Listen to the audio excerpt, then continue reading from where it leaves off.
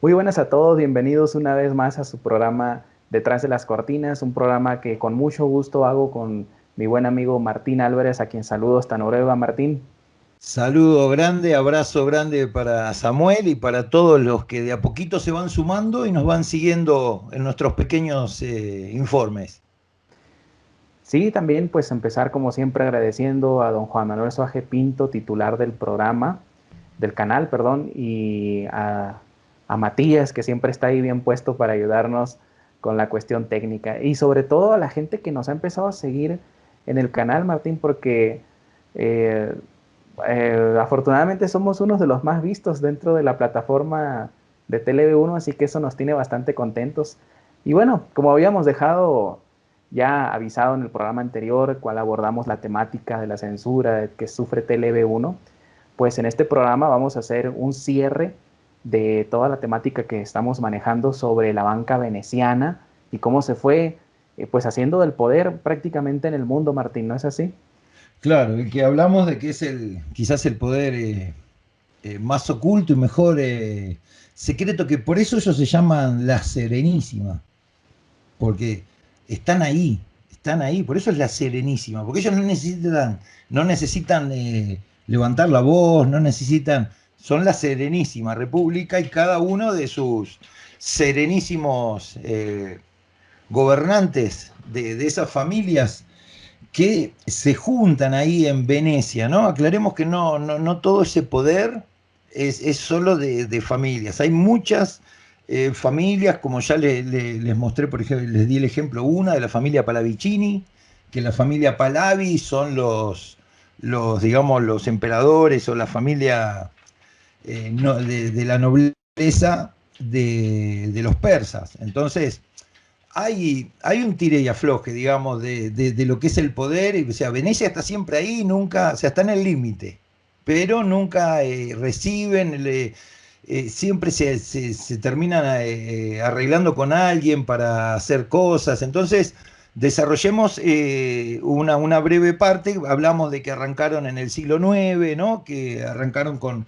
Y llegamos en una parte a lo que es la banca moderna, al inicio de la banca moderna, que es en el siglo XVI. Digamos que ya arrancan en el siglo XIV, hay banca como banca Bardi Perucci y ciertas cosas que pasan antes, pero avancemos un poquito en el tiempo para lo que nos lleva a lo que sería la edad moderna, ¿no? Por eso llegamos siempre al siglo XVI y por eso hablamos de que, digamos, en 1500 y algo, pongamos, viene años antes cae Constantinopla, a la vez informan que descubrieron América, digo, informan que descubrieron América.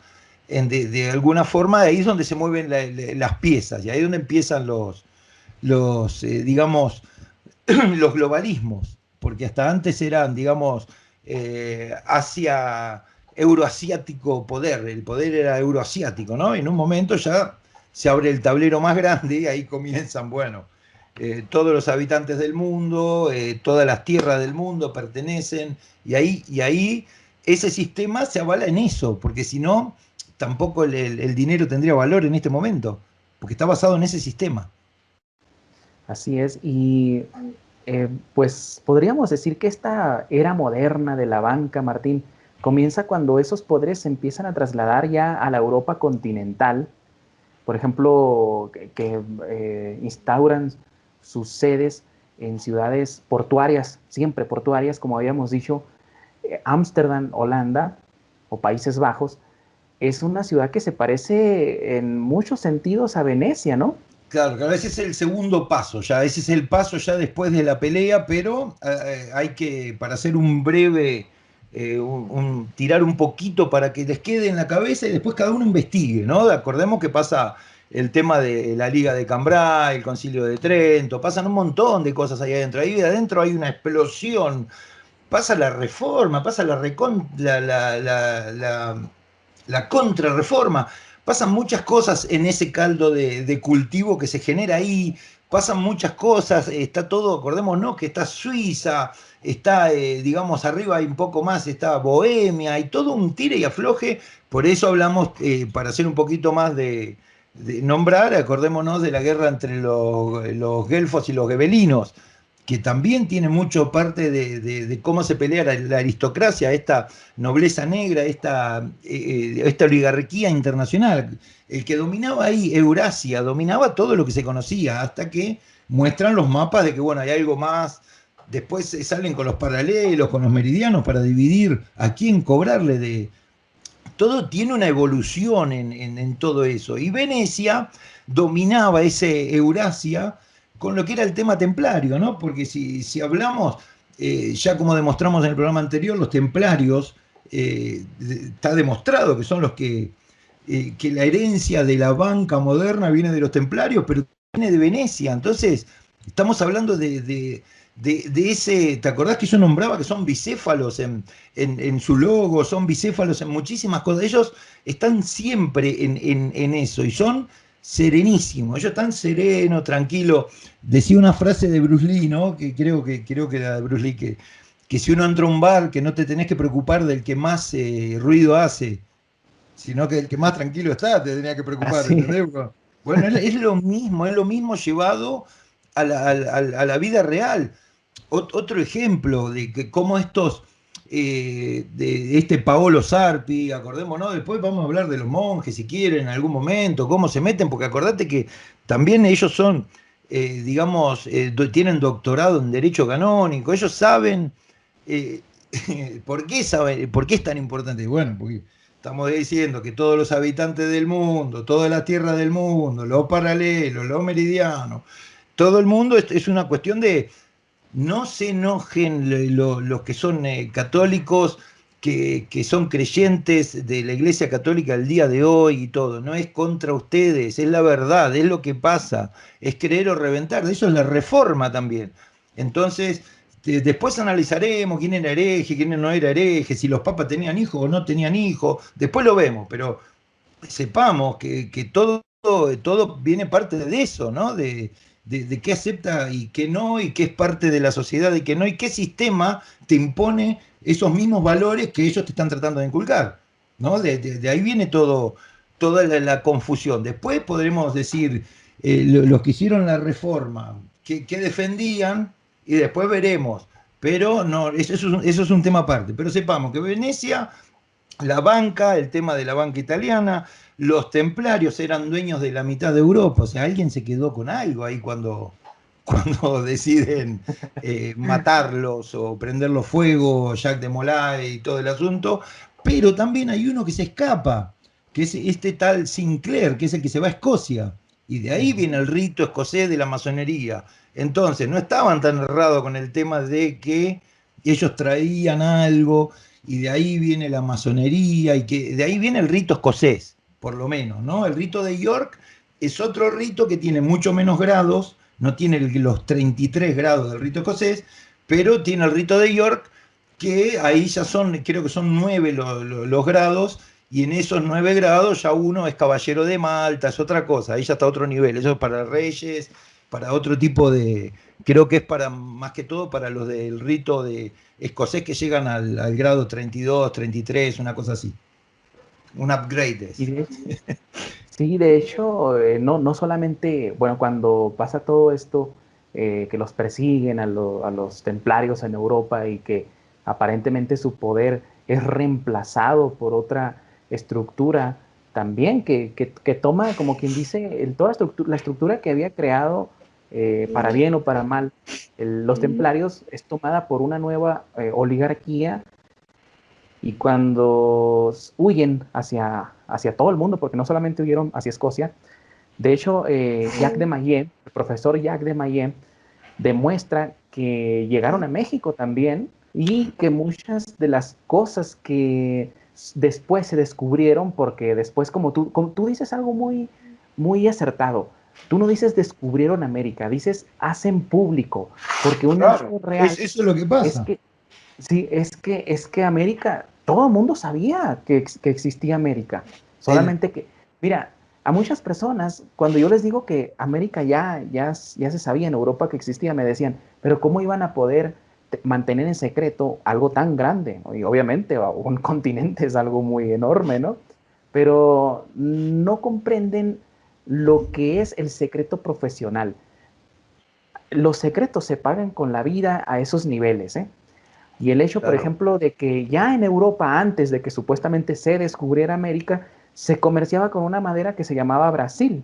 Entonces, ¿de dónde sacaron el nombre, no? Claro, claro, Y pero bueno, todo en la Patagonia también hay una leyenda y se sabe que llegaron los templarios y buscan el Santo Grial ahí en la Patagonia. Entonces, llegaron antes, los templarios son muchísimo antes que todo, por que todo. supuesto, Entonces, a lo que voy, como también está demostrado que en la Villa Farnese, donde está el primer Pentágono, tienen un cuarto de mapas que supuestamente es el cuarto de guerra, qué sé yo, y está dibujada la Antártida. claro, Y eso lo descubrí, y eso lo construyeron en el siglo XV o XVI, y la Antártida fue descubierta en el siglo XVIII. claro. En la Es el, capilla que hizo Sinclair en Escocia, creo que tiene hasta grabados hechos en la capilla con maíz.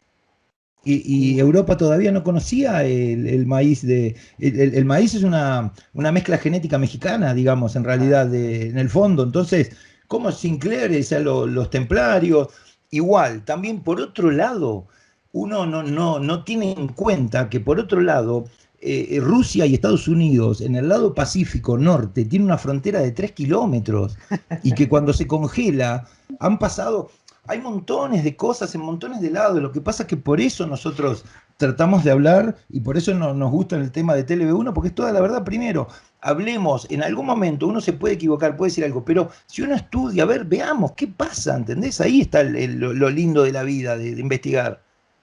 que a esa parte, por ejemplo, que mencionas, ¿no? De la parte donde Alaska está separada, pero así por así con Rusia, o sea, la Tres frontera con Rusia a kilómetros. veces, claro, nosotros cuando vemos un mapa, lo vemos extendido y decimos, no, están en las antípodas, Estados Unidos y Rusia, ¿no? Entonces un misil tendría que cruzar toda Europa, no, tendría que cruzar solamente esos 3 kilómetros que mencionas. Claro, Esa pero encima parte cuando se cuando se congelan en el congelaba, invierno pueden pasar caminando.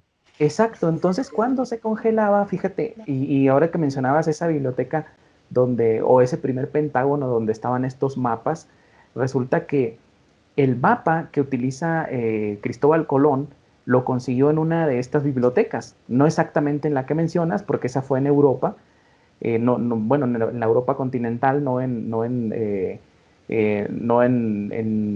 Venecia, y hay un mapa muy curioso de Marino de Tiro en el cual a esa parte donde América y Europa se juntan a través del estrecho de Bering, le llamaban el Sinus Magnus, que significa el océano magno, el más grande océano, o sea que ellos rodeaban toda la costa de Europa para llegar a América y viceversa. Entonces eso era el Sinus Magnus. Entonces cuando decimos nosotros todo esto lo pueden fácilmente Investiguen, leer. claro, el que te diga que no, que se ponga a investigar y que lo muestre, está Claro, claro. perfecto. Mira, que desmientan, porque nosotros nos pueden desmentir, eso no hay ninguna duda en eso. Pero que lean el libro, por ejemplo, de Jacques de Maillet, Colón llegó después. No sé cómo se llama acá en Sudamérica. En México se llama Colón llegó después. Podemos poner la imagen en la pantalla.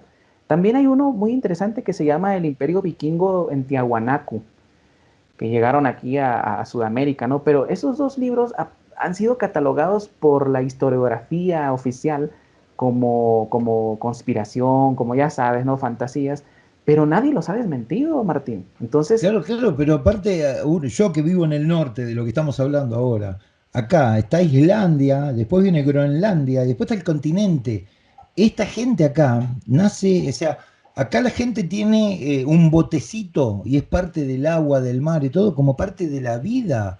O sea, acá se hicieron los primeros barcos con costillas, las primeras, o sea, exacto. esta gente vive de esto. Y antes, como te digo, antes cuando eran el lugar más pobre de Europa, en los años 70, algo así todavía, comían papa y pescado, porque hay una sola variedad de papa que crece, y pescado, que es lo único que pueden hacer, y al otro día pescado y papa para cambiar, porque es lo único que tienen. Entonces, claro, pero así han ido por todos lados.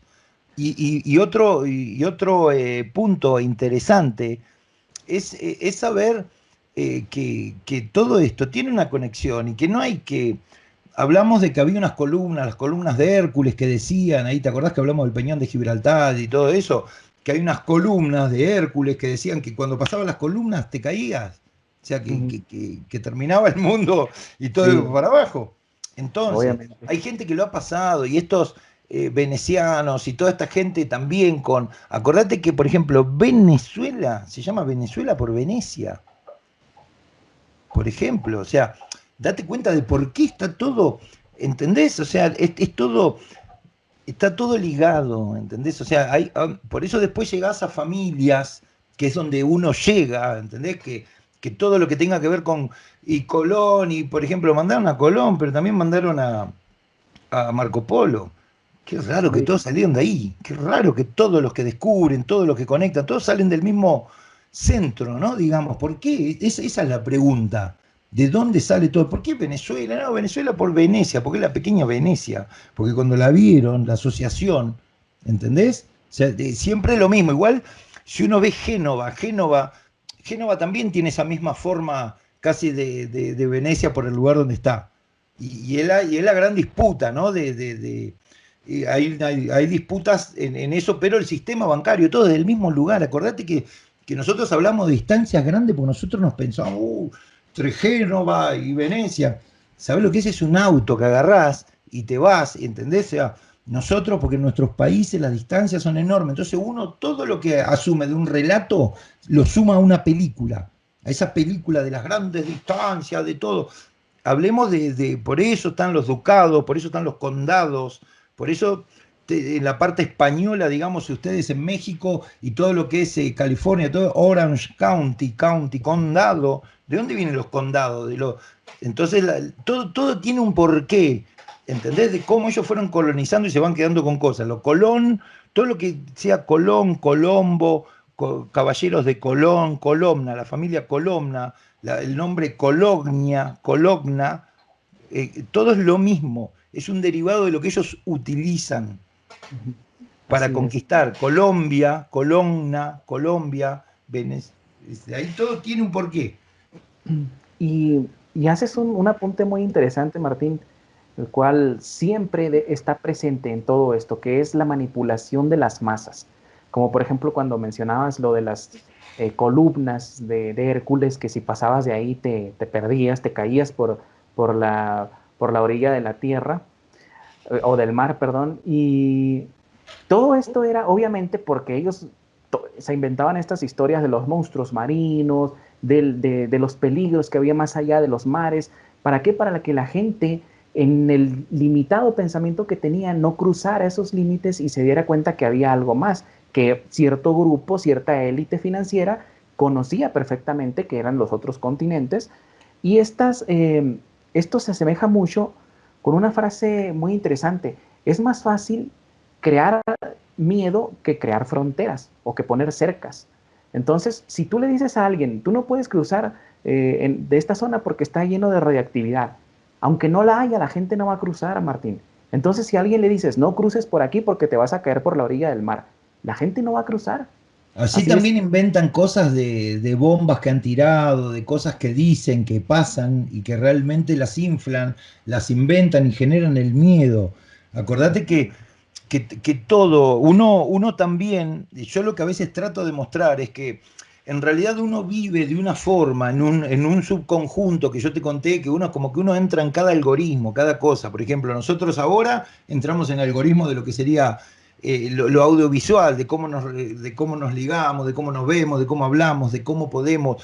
Cada cosita es un subconjunto, la familia, cada cosa. Entonces, ellos nos tienen en esa cajita, en ese subconjunto en el cual, bueno, esta gente es así, así, así, pero ellos a la vez viven con otro tipo de influencias de lo simbólico, de lo esotérico, de lo cabalístico, de lo helénico, si querés, porque todo tiene una invención, por eso te digo de lo helénico y todo, porque si llegamos a las columnas de Hércules. ¿Quién era Hércules? ¿Qué tiene que ver Hércules con España?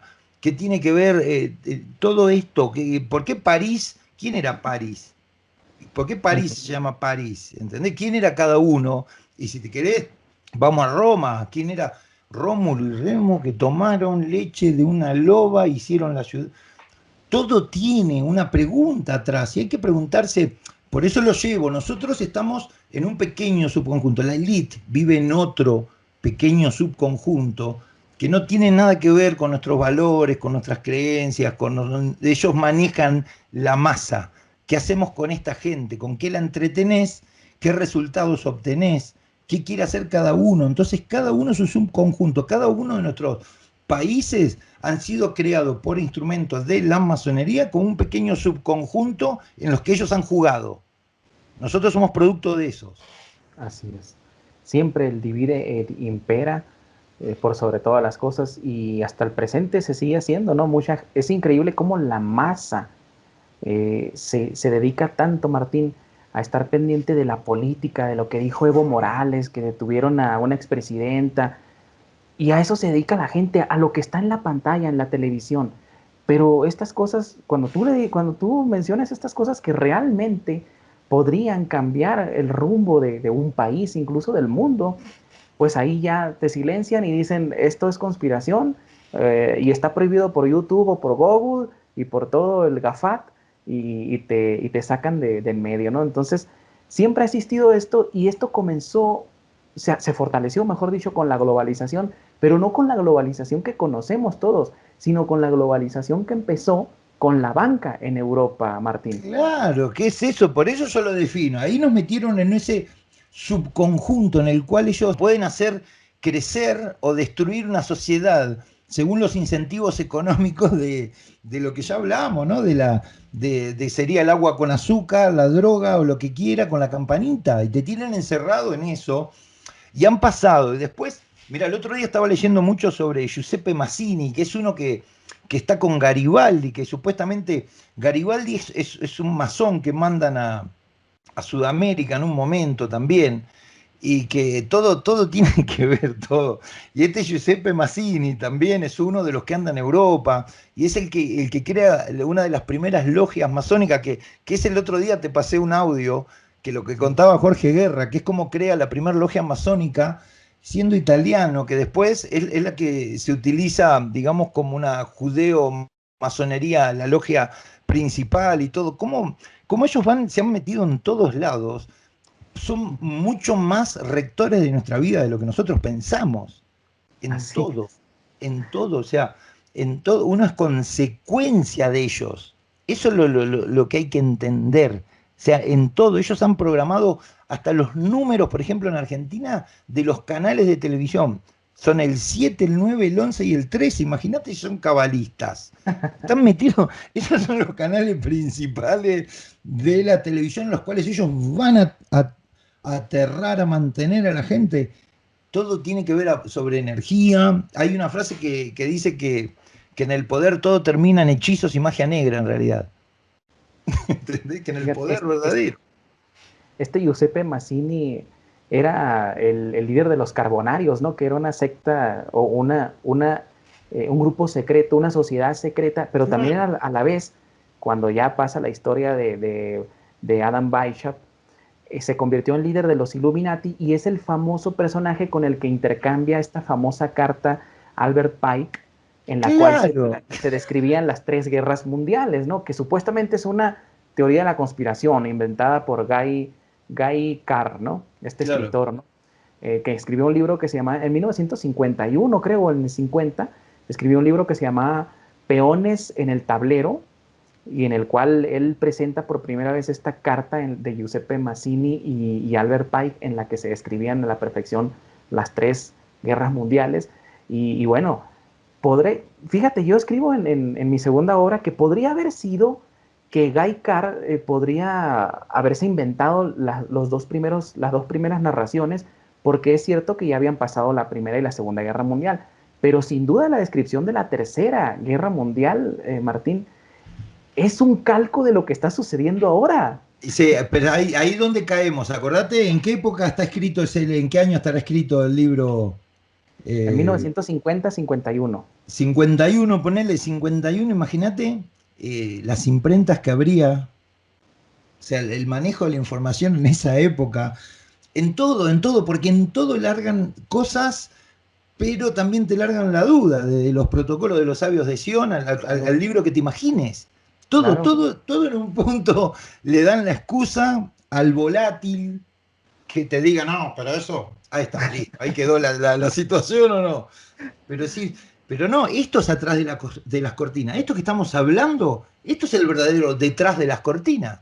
Ese es el diseño Sí. de sociedades. Bueno, ahí viene, ahí busquen esos nombres, sigan investigando, ahí se van a dar cuenta del por qué toda la simbología de las ciudades en las que vivimos, en los principales lugares, ahí está el diseño. Y es que sucede mucho esto con los libros, ¿no? Y por ejemplo, ya hemos hablado ya de Jacques de Maillet, estamos hablando de cómo el poder de la banca se va hacia Europa. Hemos tocado este libro de Guy Carr donde se expone por primera vez la carta de Albert Pike y Giuseppe Mazzini. Y con los propios protocolos de los sabios de Sion sucede lo mismo. Siempre son teoría de la conspiración, pero no hay nadie que diga, aquí está demostrado que son teoría de la conspiración. Y teniendo en cuenta, supongamos que somos muy crédulos, Martín, y decimos, ¿sabes qué? Los protocolos de los sabios de Sion y la carta de Giuseppe Mazzini y Albert Pike sí son mentira. Ok, son mentira, pero lo que está sucediendo no es mentira y son un calco de los protocolos de los sabios de Sion y de las cartas de Albert Pike y Giuseppe Mazzini. Martín, tenemos que ir a una pausa. Vamos a regresar para retomar el tema de la banca veneciana y cómo desarrolla su poder ya en la Europa continental. ¿Te parece? Dale.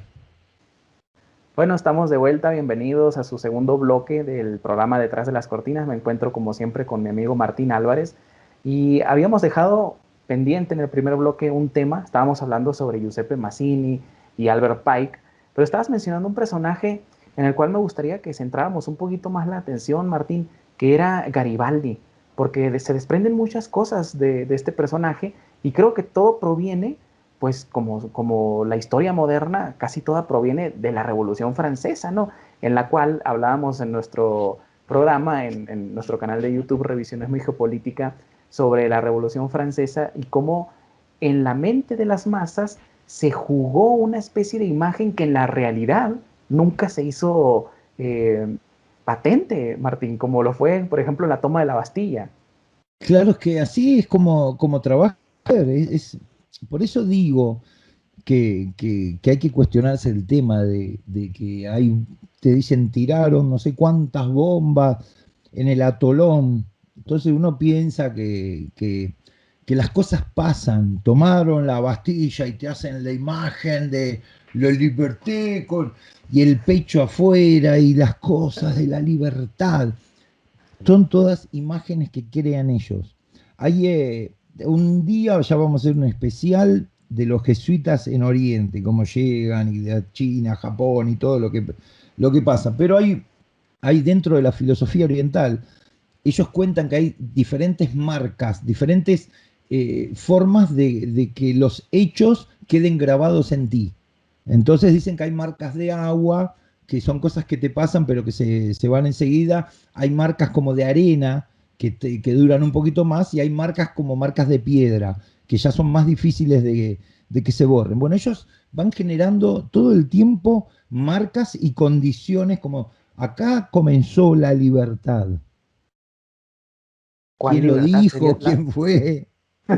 La pregunta sería cuál libertad, porque como mencionábamos este tema en nuestro programa Revisión Geopolítica, tú estabas diciendo, ¿no? Había 6 personas dentro de la Bastilla, entonces, ¿cuál símbolo de libertad? De hecho, yo te decía, ¿no? Uno de los presos era este pornógrafo, eh, el Marqués de Sade, que empieza a gritar por un tubo del desagüe de las heces fecales, libérennos porque nos están masacrando, y decías que había unos locos, un chico, decía Jacques de Maillet, que cometió una macana que estaba ahí en la Bastilla por favor del propio rey, porque la familia le había dicho, por favor perdónalo, y lo habían puesto ahí nomás para que estuviera cumpliendo una condena mínima, porque en realidad, por ejemplo, algo que no mencioné en aquella ocasión era que el Marqués de Sade le llevaba la comida a su propio ballet, de afuera le llevaba su comida y tenía una cárcel, una celda de 10 por 10 metros. Y ahí estaba escribiendo y tenía sus tomos, tenía 15 tomos pornográficos que cuando ya entra la masa los quema y él después llorando dice, es la pena más grande de mi vida. Pues claro, pero después de que él había arengado a la gente a tomar la Bastilla. Y otro detallito, las personas, Martín, que estaban cuidando ahí, que eran los gendarmes que cuidaban la cárcel, que era el símbolo de la opresión en Europa, eran puros minusválidos, personas que habían perdido la movilidad tal vez de las piernas, de un brazo, en guerras, y que estaban ahí porque era una cárcel muy tranquila. Pero sin embargo, como dices, en la historia se crea esta imagen de que la Bastilla es el epítome de la libertad del ser Ahora, humano. ahora uno separe un poquitito la vida de eso. Eso marcó generaciones, políticos que todavía siguen esa línea porque ellos piensan que eso, ellos son millonarios, pero ellos defienden que se tomó, o sea, la liberación, la libertad, todo es en base a engaños. Todo viene escondido atrás de engaños. Así funciona todo el tema de los hechizos, de la magia negra y de los engaños, porque no puede ser, y encima eligen días, ellos confían en la energía tanto y todo eso para que le funcione todo ese tipo de cosas, los números, la fecha, el octubre, y que Claro. pongamos todo para ellos tiene una simbología y ponen la energía y ponen todos los hechos verdaderos, las verdaderas revoluciones, por eso yo el otro día decía que las verdaderas revoluciones no comienzan, es mentira que comienzan del pueblo y todo eso es mentira, las revoluciones son todos inventos y son cosas, ideas, logos en ideas que comienzan en la élite, no comienza nunca de una persona que si no se mueve no come, es Así imposible. es. Y bueno, por ahí alguno dirá, bueno, pero a un miembro de la élite le cortaron la cabeza. Y es que siempre se sacrifican Entre personajes ellos, dentro de la élite. Pero hay que decir una cosa, de hecho, los reyes no pertenecen a esa élite que dices tú, a esa élite financiera, ¿no? es que hay como una parte, también depende de ellos, depende de qué familia sean y lo que sepan, para no dejarse ganar por las otras familias, pero es una cuestión de que hay gente que, como te digo, ya por ahí tienen 10 15 generaciones que ya están trabajando en lo mismo siempre, los conocen los temas, saben quiénes son, se pelean entre ellos, como le ha pasado a los Habsburgo, que eran los Austrias, y el avance de la Casa de Borbón, y lo que serían los Farnesa y los Borbón y todo. Ellos también tienen sus peleas en eso, y en eso también está el poder. O sea, la República de Italia, por ejemplo, es una monarquía constitucional. Pero ¿quiénes son los reyes de Italia? Así es. ¿Se entiende? O sea, ¿por qué no hay reyes reinando como hay acá en Noruega, como hay en Suecia, como hay, ¿por qué? Si es una monarquía constitucional. Ellos eligen primer ministro y después presidente del consejo de esos. ¿Se entiende? No es que eligen al presidente como hacemos en México o Argentina, es una monarquía constitucional. Ahora, ¿quiénes ostentan esa monarquía? Así Tendría que es. ser harto sabido eso. Y sin embargo no lo es, ¿verdad? O sea, la figura que nosotros tenemos ahí para, como en el libro este de 1984 de George Orwell, cuando tenían sus 2 minutos de odio en el que ponían a una imagen para que le gritaran todo lo que fuera, pues nosotros tenemos a Fernández en Argentina, a Andrés Manuel López Obrador en México, al Sí, primer ministro en Italia, en Alemania, claro. donde sea. Eso es a lo que nosotros en la televisión, en la telepantalla, tenemos derecho a descargar nuestros 2 minutos de odio, Hay una criticar al nuevo película, ¿no? gobernante. Mexicana que te muestran que todo está preparado, que es toda una sátira, como que todo es mentira Hay una de película los muy buena gobernantes, ¿no? mexicana. Sí, no recuerdo el nombre. Bueno, en realidad hay dos. Una que se llama La Ley de Herodes.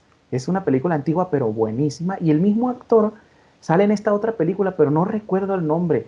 Se me fue totalmente el nombre, pero es muy, muy buena. Y demuestra eso que estamos diciendo. Pero bueno, para no salirnos de la temática, Martín. Claro, eh, pero que también es parte de lo que ellos no, crean por detrás de las supuesto, sí. cortinas, ¿entendés? O sea, Por supuesto, esa porque misma, tú.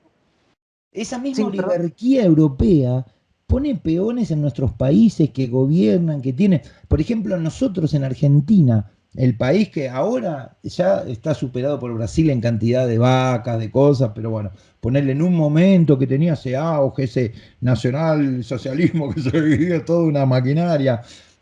Por ejemplo, la empresa lechera, la que nos vendió, nos dio leche a la mayoría se llama La Serenísima. ¿Entendés? Nomás no le quisieron poner la Serenísima República de Venecia porque iba a ser muy obvio, ¿no?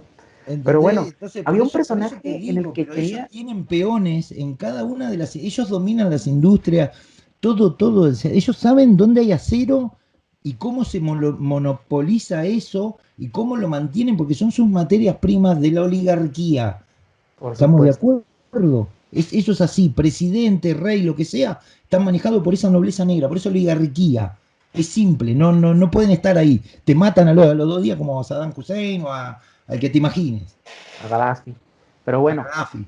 es que a nosotros nos han educado, Martín, a través de este lavado de cerebros, a que lo que realmente tiene valor supuestamente es el papel, ese papel que ya hablábamos en los primeros programas, ¿no? En el que uno aprende a salir corriendo detrás del papel, a todas las mañanas levantarse temprano para ganar más papelitos o más moneditas, cuando la riqueza real es poseer un terreno, tener tus animalitos, crear tu propia comida, etcétera, ser autosuficiente. Esa es la verdadera riqueza.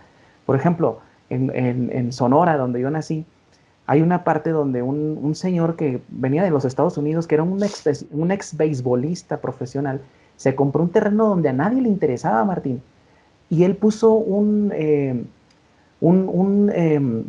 sistema para sacar agua debajo de la tierra, y nosotros sufrimos por agua en Sonora, en Guaymas sobre todo. Sufrimos por agua, siendo que debajo de nuestros suelos está lleno de agua, Martín. Pero obviamente hay unas oligarquías que le venden agua a Guaymas y que en cualquier momento le cierran la válvula, ¿no? Por ahí el pueblo yaqui, etcétera. Pero bueno, Ahí en eh, Bolivia tienen ustedes la experiencia, averiguá de lo que pasó también, cuando privatizaron el agua, se armó, pero así además, por eso te digo que ellos tienen sus peones, esas oligarquías con sus empresas, son los que ponen los diputados, los senadores, todo lo que vos veas que se mueve. Ellos ya lo saben desde antes, ¿entendés? y ahora que anda como por ejemplo el Fondo Monetario Internacional, y de hecho que ya en las bolsas de valores está empezando a cotizar el agua, imagínate, ya está privatizada prácticamente y pronto nos va a golpear a todos, pero bueno, antes de que se me pase, había un personaje que habías mencionado, el señor Garibaldi, porque Garibaldi incluso dejó una marca tan grande acá en América que en los Estados Unidos existe una logia masónica que lleva su nombre, Garibaldi, y han pertenecido obviamente personajes que han llegado hasta la presidencia y a la alcaldía de ciudades tan importantes como Nueva York.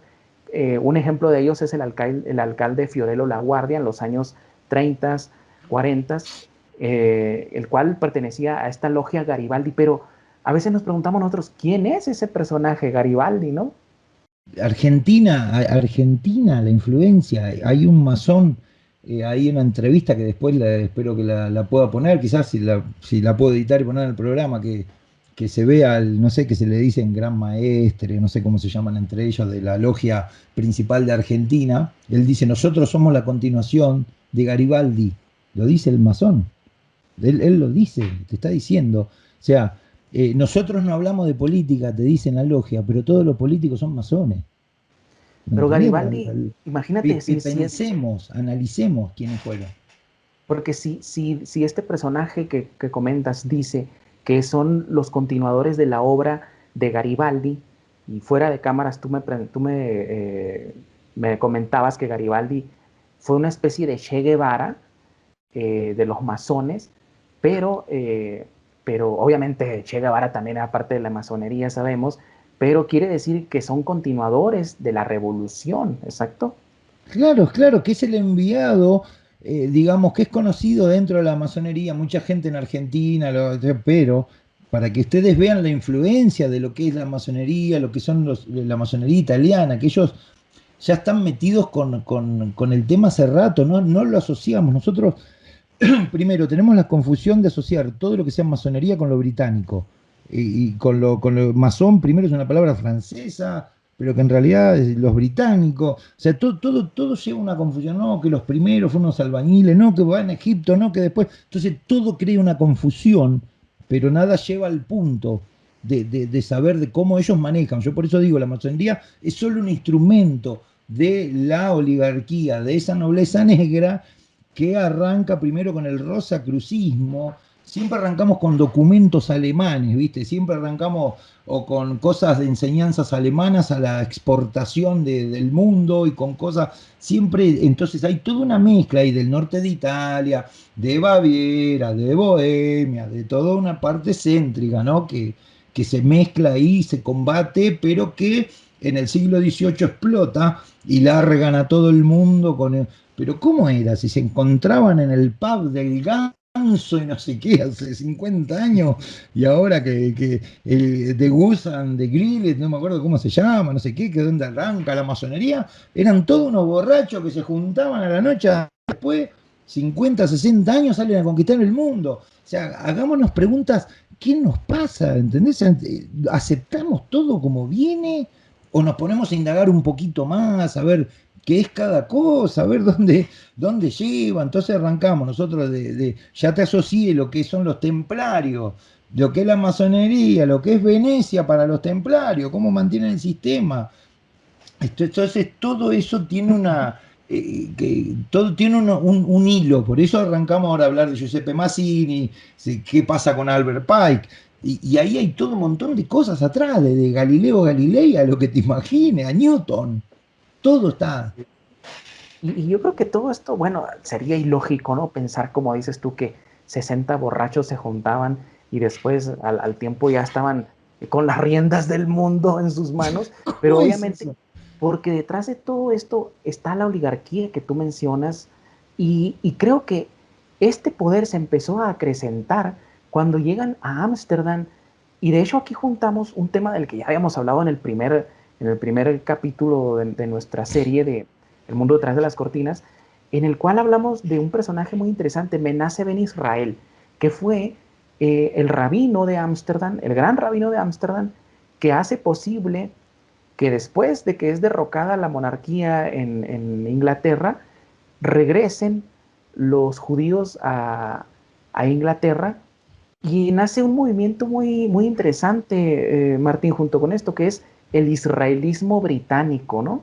Que Claro. fue como a los británicos se les impregna en la mente la idea de que para que el Mesías regresara, pues los judíos tenían que estar en todo el mundo, o juntar las 10 tribus de Israel. Y este movimiento mesiánico, el israelismo británico, por más que sea una pseudoarqueología que ha sido demostrada su falsedad por todos los medios, sigue penetrando y teniendo un fuerte impacto en la mente de las masas, al grado que en la Segunda Guerra Mundial, por ejemplo, perdón, Primera Guerra Mundial, el, el entonces primer ministro David Lloyd George, él dice, él llega a decir lo siguiente, Martín, yo sé más historia de Israel que de la propia Gran Bretaña. Y ellos estaban luchando para que se creara este Estado de Israel en lo que era Palestina hasta hace unos años y ahora pues ya de pronto, yo estoy seguro que después de esta pandemia y nos vamos a preguntar, oye, ¿que no había un país que se llamaba Palestina aquí? Estoy 100% seguro que ya no va a haber Palestina. De hecho, tú pones en Google, pones Palestina y no te manda para Israel, te manda para el Polo Norte, para otro lado, o sea, como si no existiera, ¿no? Yo lo llevo todo, lo trato de trasladar siempre a quienes son, primero, por ejemplo, el rey de Israel es el rey de España ahora. Creo que porque lo dejó el padre, lo tiene el hijo, este Felipe VI, no sé qué. O sea, todas las cosas pasan en un territorio de un monarca y se tienen que hacer cargo, aunque uno no lo piense. En realidad es así. O sea, el rey, por transición de todo lo que pasaba, con el tema de los templarios y todo, se quedó con el reinado. El tema de lo que es Ámsterdam, que hablamos, ¿no? De que los Giovanni con este Pablo Sarpi se mudan y qué sé yo, los jóvenes llevan, o sea, le ganan Flandes a lo que es la corona de Aragón, que hay todo un problema, qué sé yo, que es la pelea entre, creo que es el duque de Alba y el de Orange, que le gana Orange, que supuestamente los Orange son los que le transmiten esta parte a los Windsor, a los ingleses que digamos que están asociados y que supuestamente por heredar cierta sangre son descendientes del rey David. Yo trato de darle un Así es. contexto del por qué el poder está ahí. O sea, yo lo demás me gusta, lo estudio, lo hablamos todo lo que quiera, pero yo siempre le busco quién es el padre del borrego, como se dice ahí, ¿entendés? Del por qué se llegan a ciertas cosas. Por supuesto, es que cuando uno escarba estas cuestiones, Martín, y yo siempre lo recomiendo, que no se queden solamente con el nombre, digamos, Napoleón Bonaparte, y a la figura, ¿no? Ahí el caballo y esto y lo otro, y la gente se hace historias, ¿no? No se las hace, sino que las adopta de la historiografía oficial y se crea personajes y fantasías mentales que no aportan nada. Sin embargo, cuando nosotros vamos escarbando en la genealogía de estas personas, nos damos cuenta que casi todos son parientes, Martín. Es que es así, claro, claro, pero si buscas, ya una vez hablamos, ¿no? Que dijimos que supuestamente toda la gente de Europa desciende de Carlomagno. Así que, pero no, hablando a generaciones atrás, como en esa época no había tanta gente en el mundo, eso es lo que hay que entender. Por eso yo hablo de los lugares pequeños, que uno ve que ellos dominan y estas ciertas familias y todo, pero que parecen grandes, pero que en realidad el medio de Europa y todo eso. Yo tuve la suerte, en un momento me fui manejando de acá de Noruega a Madrid, pero obviamente te tomás un bote que sale de acá desde el puerto de Oslo, te deja en Dinamarca, que es continente europeo, y ahí te manejás, vas manejando. Entonces, vas pasando, uno maneja 3 horas, como te decía la otra vez, y uno está en otro país, con otras reglas, con otros carteles, con otras cosas diferentes, aunque sea la Unión Europea, pero para la imagen nuestra de que donde nosotros estamos criados, las distancias son enormes, entonces pensamos que de un lugar al otro, calculá que vos cruzás España, obviamente no se enojen, ¿no? Pero los catalanes y los vascos que están entre medio de España y de Francia, sus culturas son mitad y mitad, porque están en el medio, no es que hay una frontera o sea, uno va pasando, pero de 3 horas de diferencia manejando, cambia montones de cosas, hasta cómo hablan, todo, entonces parece que fuera mucho, ay, los cambios, no, pero ellos generan en ciertos lugares ciertas bombas que detonan y llegan, a nosotros nos llegan los pequeños tsunamis de eso, y vivimos de esas cosas. Y hay que tener en cuenta una cosa, Martín. Este tema yo pensaba dejarlo para otra ocasión, pero ahora que tocas la temática de las distancias en Europa, por poner un ejemplo, en México, si yo manejo desde el lugar de donde nací, Guaymas, Sonora, a, no sé, a Hermosillo, que es la capital, no sé ahora con la nueva carretera, pero yo recuerdo que hacías hasta 2 horas. Imagínate, tú en 3 horas ya estás en otro país en Europa, o sea, Imagínate, todavía imagínate no solo en saliste de, México. de Sonora. Pero ahora, ¿qué pasa con las distancias en Europa? Se cubrían muy rápido, incluso en épocas de la Revolución Francesa. ¿A través de qué? De un medio de comunicación que yo no sé por qué los historiadores prestigiosos, después vamos a hablar de qué es el prestigio en los historiadores, como decía Gustave Le Bon, les adelanto, el prestigio es solamente el resorte para la manipulación de las masas. Y cuando nosotros vamos a la etimología de la palabra prestigio, resulta que se parece más a la palabra mentiroso o engañador que a la palabra honesto y veraz. Entonces, cuidado, yo por eso en algunas entrevistas yo dije, yo no quisiera llegar a ser un historiador prestigioso, yo prefiero ser un historiador nada más, porque un Claro, claro. historiador prestigioso quiere decir que ya tiene la capacidad de mentir Y, no pasa nada. y que Pero todo el ahora, mundo lo agarra, listo, dice, ya está, yo no lo dijo entiendo tal, por qué, lo dijo tal, ya está. así es, vamos a ligar una cosa, porque ya estamos llegando a la cuestión de Ámsterdam, había un centro financiero muy interesante en Ámsterdam, y se estaban compitiendo ya con Inglaterra, con España y por ahí con Ámsterdam, Francia. perdón. Ámsterdam lo que tiene es que crea esto de las Indias orientales, ¿no? Sí, Y holandesas, y ataca mucho. Acordate que Ámsterdam es el que primero, o sea, lo que sería New York y todo eso, es la primera nueva Ámsterdam. O sea, así es. ellos se meten en África, se meten en América, está la Guyana holandesa, ellos van creciendo con eso, antes de que crezca el imperialismo británico, antes. Así es. De hecho, viene la disputa con ellos, por eso.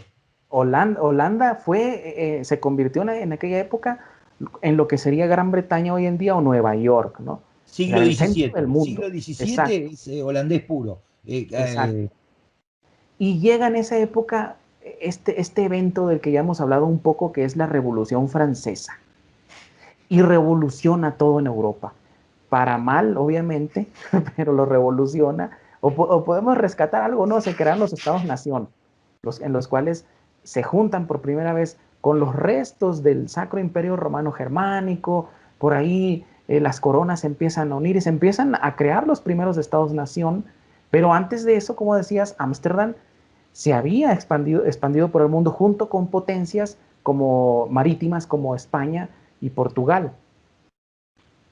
Claro, es previo lo de Holanda, después viene el tema de la expulsión de los jesuitas y a continuación y por consecuencia comienzan a desencadenarse todos estos sucesos. Por eso de repente te plantean una como, mirá, si queremos te cambiamos el calendario, la imaginación al poder y todo eso como diciendo, te destruimos todo o nos aceptás de vuelta.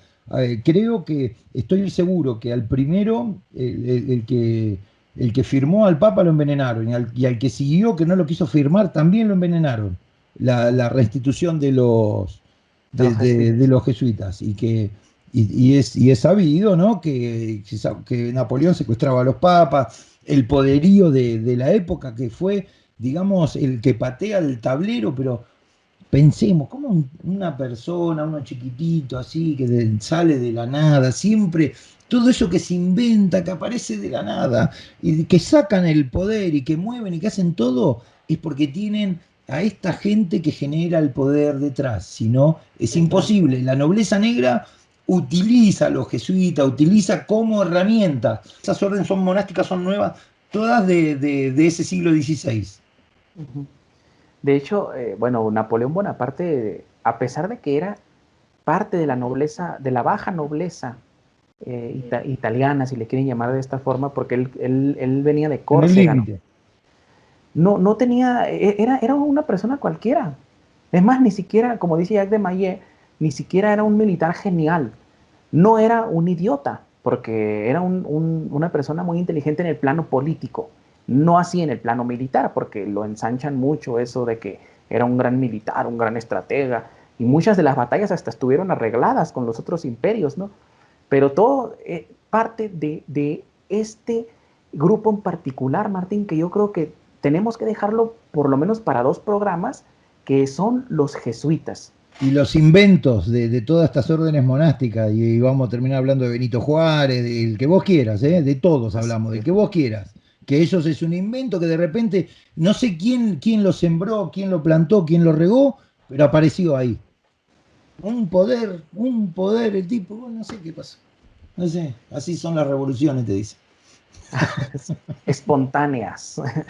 Espontáneas podrán ser lo que sea, pero espontáneas no son. Así que, Es nada, así que bueno, nada de Martín. nada. Y nosotros nos creemos, por eso investiguen, sigan, si quieren dejen comentarios, investiguemos juntos, equivoquémonos, hagamos cosas juntos, pero sigamos investigando, porque en realidad lo que ellos nos muestran es lo que hay delante de las cortinas. Nosotros tratamos de mostrarles que detrás de la cortina hay una cantidad de hilos, de cositas atadas de uno con otro, que este con el otro, y el poder nunca se toca. Y sin embargo, Hollywood se sigue ocupando de esos 6 millones. Pero bueno, Martín, como siempre, agradecerte, siempre se aprende mucho platicando contigo, aunque tenemos el tiempo restringido, pero sobre todo quiero también invitar a la gente, como lo haces tú, a que nos deje sus comentarios y aportaciones, porque eso nos ayuda mucho. Hay ocasiones en las que nosotros, obviamente, cometemos algún error o se nos pasa algún detalle y los invitamos a que nos dejen en la caja de comentarios de la página web de TLB1 los comentarios. Ahí nadie los va a censurar, no hay YouTube, no hay nada. Así que, Martín, pues nos vamos despidiendo y creo que en la próxima emisión vamos a estar hablando de lleno de los jesuitas, de esta estructura que crearon y Bueno, que obviamente sigue con todo el poder en la actualidad. dale. Me encantaría y bueno, gracias por dejarnos compartir un rato con ustedes, gracias a TLV1, nuevamente gracias Juan Manuel Joaje Pinto, gracias a toda la gente de la producción y nos vemos en la próxima entrega.